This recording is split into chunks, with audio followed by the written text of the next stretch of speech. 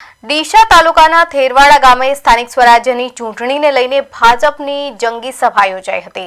સુપ્રસિદ્ધ લાલેશ્વર મહાદેવ મંદિર ખાતે યોજાયેલી આ બેઠકમાં ભાજપના ઉમેદવારોને બહુમતીથી જીતાડવા માટે રણનીતિ ઘડવામાં આવી હતી।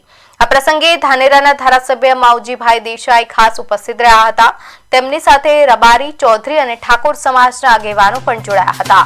ઠાકોર સમાજના અગ્રણીઓ લેપજીભાઈ ઠાકોર અને બચુભાઈ ઠાકોર ગ્રામજનોને સંબોધતા જણાવ્યું કે વિકાસની ગતિ જાળવી રાખવા માટે ભાજપના ઉમેદવારોને કમળના નિશાન પર મત આપવો જોઈએ।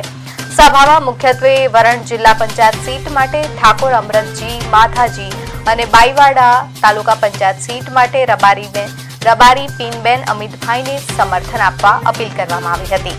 થેરવાડા ગામના વડીલો, યુવાનો અને ઠાકોર સમાજના આગેવાનો મોટી સંખ્યામાં હાજર રહ્યા હતા। તમામ આગેવાનોએ એક સૂરે આ બંને ઉમેદવારોને જંગી બહુમતીથી વિજયી બનાવવા માટે મતદારોને અપીલ કરી હતી।